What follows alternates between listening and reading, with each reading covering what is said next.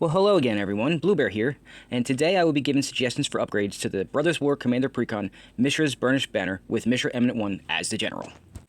This is another precon where I like what it wants to do, creating tokens and then sacking them for a benefit of some kind. The token creation is a little different though. Mishra takes non-creature artifacts and makes copies of them that are creatures with the same abilities. That leads to some cool interactions, especially if the artifact you copy has its own built-in sack ability. So, that's the direction I want to lean into for this guide. Let's see what cool things we can copy that benefit you when they die, along with some support for that theme. I hear black and red love when things die. But first, let's see what we can do to fix that horrendous land base they have. We know that being able to cast stuff is important, especially in a 3-color deck. But just like the Urza deck, this one will use a lot of artifacts, so it's not as important. But we still want access to the colors when needed. So the normal things I suggest are still advised here. Things like the dual lands, shock lands, fetch lands, check lands, bond lands, midnight hunt check lands, pain lands, and the one Triome Xander's Lounge should all do the trick. As for utility lands, the choices are similar to the Urza deck, but not as in-depth. The deck can use Urza Saga, Darksteel Citadel, Academy Ruins, Inventor's Fair, and Treasure Vault effectively. And, since they already included all the other artifact lands besides Power Depot, there's not really much left besides Reliquary Tower and Ancient Tomb that will be an upgrade for you. So, let's move on to the ramp. Again, we are an artifact-based deck, and they included quite a few mana rocks in the box, but not all of them are optimal. They did add the ones that sack themselves for benefit other than just adding mana at least, but I would still swap in things like Thought Vessel, Prismatic Lens, and Chromatic Lantern if you're budget conscious. If you're not worried about the budget, you've got Lotus Petal, which is a cool one, because if you make copies of it with Mishra, they are 0 to cast 4/4s that can sack to add a mana of any color. Then there's Mox Diamond, Jeweled Lotus, Mana Vault, and Mana Crypt. Now, there is a nice interaction with the Suspend Rocks, Soul Talisman, Mox Tantalite, and Lotus Bloom. You can copy them with Mishra, just like the Lotus Petal, and you get 0 cost 4/4s that provide mana. It's not game-breaking, but just a neat little thing you can do, as the copies aren't affected by the Suspend ability. Now, let's look at some creatures. One of the great things about this color combo is that there are a lot of creatures that allow you to sack an artifact, to grab another artifact from your library or graveyard, and put it into either your hand or directly into play. They graciously provided some in the box. There are better ones though. There are things like Arkham Dagson, Goblin Engineer, Goblin Welder, and Scrap Welder. That is quite a lot of enter the battlefield and leave the battlefield triggers. So let's see which cards can help us benefit from all that carnage. Contraband Kingpin lets you scry. Marionette Master can make one opponent lose some life points. Quicksmith Rebel gives you the option to loot, which is to say to discard a card to draw a card. Reckless Fireweaver can deal damage to each opponent. Sky Swimmer Koi and Transplant Theorist are similar to Quicksmith Rebel, except they let you draw first and then discard a card. Disciple of the Vault can cause an opponent to lose life. Psychomancer can siphon life from an opponent. And Sly Requisitioner can create artifact creature tokens for you. Just keep in mind, though, that some of these require it to be a non-token artifact, and some don't care if it's a token or not. Now, there are a ton of creatures in the game that you can benefit from either casting artifacts or having artifacts already in play. In the interest of saving some time, I'm going to just name a few of the more important ones. Joyra, Weatherlight Captain, lets you draw a card when you cast a historic spell, and artifacts are considered historic. Padim, Console of Innovation, protects your artifacts from being targeted by opponents and has the ability to possibly let you draw extra cards during your upkeep. The trio of Foundry Inspector, Joyra's Familiar, and Enthusiastic Mechanic each reduce the cost of artifact spells in general.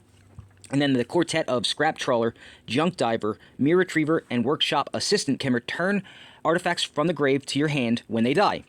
And the neat interaction here is that you can loop them with each other for repeatable enter the battlefield and leave the battlefield triggers.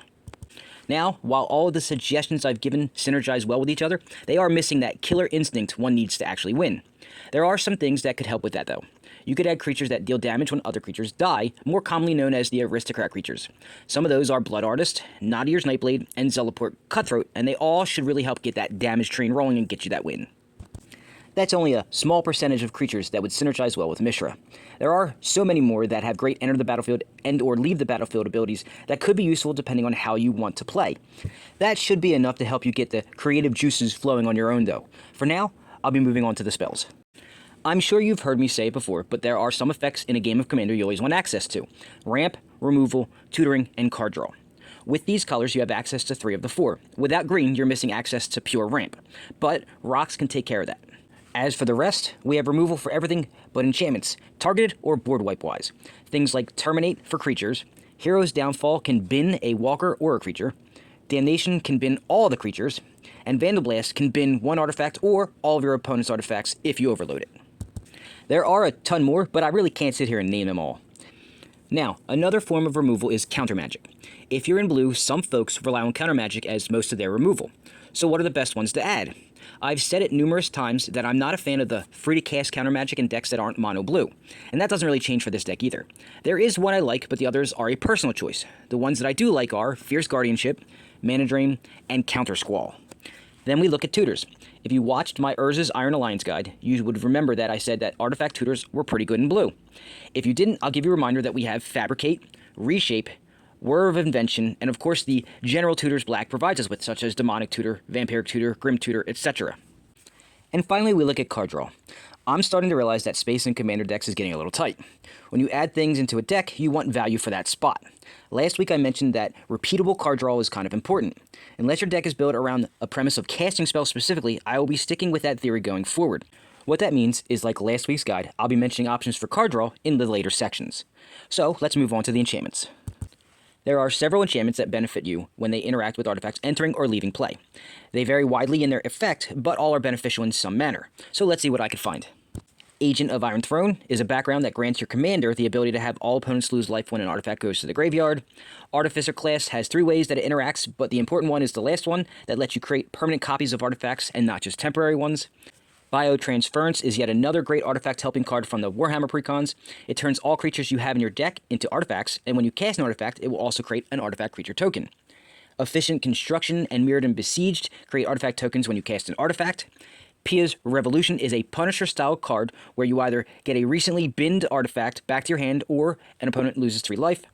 Street Urchin gives your commander the ability to be a sack outlet for the tokens he creates that die at the end of turn anyway. And Storm the Vault creates treasure tokens and will eventually turn into a Tolarian Academy-style land, which is my favorite card in the game. There are more, but those are the ones that I feel would be best to consider adding to this deck. Now, earlier I mentioned card draw, and in fact I also mentioned it last week, but I'll repeat it in case you didn't see that video. The enchantments that give you repeatable card draw are worth a spot in this deck. Those cards are Rhystic Study, Mystic Remora, Necropotence, Black Mark Connections, and Phyrexian Arena. This build is filling up fast, and I haven't even gotten to the meat of the deck yet, so why don't we look at some of the artifacts now. So to go along with Mishra's theme, we want non-creature artifacts to make tokens of. Having the ability to self-sacrifice for benefit seems like the best way to go, so let's look at what artifacts that could fit that criteria. Things like Brainstone, it's an artifact version of Brainstorm. Eye of Doom could be helpful for removing threats. Rocket Launcher and Goblin Cannon can be damage sources and mana sinks. Grinning Totem, because nothing annoys people like stealing their best cards. Mindslaver, because stealing a player's turn may be worse than stealing their cards. Idol of Oblivion can draw you cards, or sack to make a sizable token. The Stasis Coffin, because gaining protection from everything for an entire round of turns seems kind of good here. And Snake Basket, if you want to create a bunch of tokens. There are also a bunch of non-creature artifacts that do things when you sack them, like draw cards, do small amounts of damage, or get lands from your library and put them in your hand. Not all the artifacts you want to use will self-sacrifice. Some things you may want to use just don't have that ability built into it. Some of those options that you could use, though, are Portal to Phyrexia is good removal and Graveyard Recursion, Strionic Resonator on top of Lithoform Engine to copy Mishra's token-creating ability, the altars, Phyrexian and Ashnod's Altar, since not everything will have its own sacrifice ability, Helm of the Host, because more Mishras is more gooder, and we need to protect Mishra, so things like Lightning Greaves and Swiftfoot Boots. Honestly, there are a ton of options and directions you can go, and this should help get you started. So for now, let's move on to the Planeswalkers. Having access to red actually gives us a couple of helpful walkers for what Mishra wants to do. Things like the ready Ingenious Iconoclast creates artifact tokens, allows you to sack artifacts for benefit, and even makes 3 copies of artifacts that are either on the field or in a graveyard. The ready Scrap Servant can swap artifacts between the battlefield and the graveyard, and his ultimate makes your opponent's artifact removal basically useless. Saheeli Rai, Saheeli Filigree Master, Saheeli the Gifted, and most of the Tezzerettes that I mentioned in the Urza upgrade guide last week. Like I said, having access to red gives you even more options for artifact-based decks because of the Saheeli Walkers who do a lot of what Mishra wants to do. And finally, we come to the last section, the combo section. So on top of the artifact-based combos from last week's Urza guide, I wanted one that was specific to Mishra itself. So we start with him on the battlefield. This combo also requires another card that came in the box, Master Transmuter. Then we add the card Ugin's Nexus. This can turn into an infinite turn loop as long as the Transmuter doesn't have Summoning Sickness. So how this works is, at the beginning of combat, Mishra's ability to make a copy of a non-creature artifact on the battlefield triggers. You choose Ugin's Nexus. You will then get a copy of that on the battlefield. Then, you need to return the original Nexus back to your hand at some point after the copy resolves during your turn. The copy of Nexus will go to the grave because of the stipulation from Mishra of having to sack the token, and the extra turn ability will trigger. Remember though, you must bounce the original Nexus or it will force you to skip the extra turn. Then, on your free turn, you cast the Nexus again during your first main phase, rinse and repeat, and voila, infinite extra turns. While not a win con in and of itself, you should be able to use the rest of the deck to win after the loop starts. Another fun combo is Mycosynth Lattice and an overloaded Vandal Blast. Yes, it's a lot of mana, but the look on everyone's face if this combo does resolve is priceless. No, it won't instantly win you the game, but if you can't find a way to win after this combo goes off, then I don't know what else to tell you. And there you have it for upgrade suggestions for the Brothers War Commander Precon Mishra's Burnished Banner. This deck, like the Urza deck, seems fun, and both are definitely decks I would enjoy playing. I highly recommend both if you're looking for fun decks for your next Magic game night.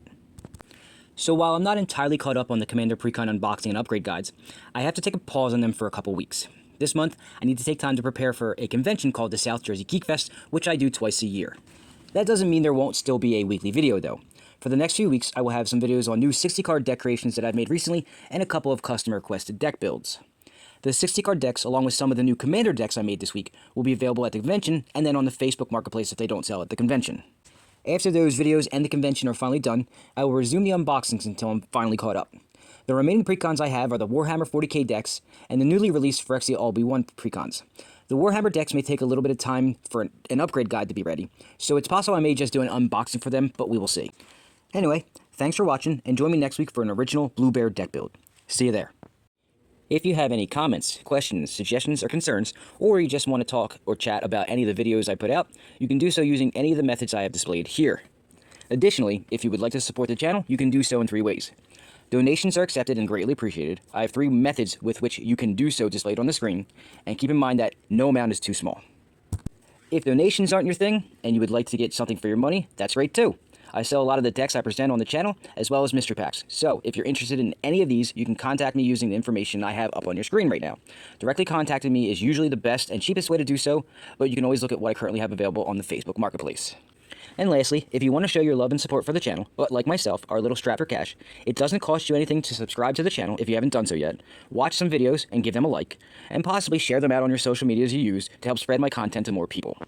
No matter what way you choose is greatly appreciated and will help support the channel, and I thank you for it. Sadly, that is all the time I have for this video. Thank you for watching, and please, stick around and watch some of the many great videos I've posted over the last few years, and remember to check back again for new content I'll be posting every week. Have a great day.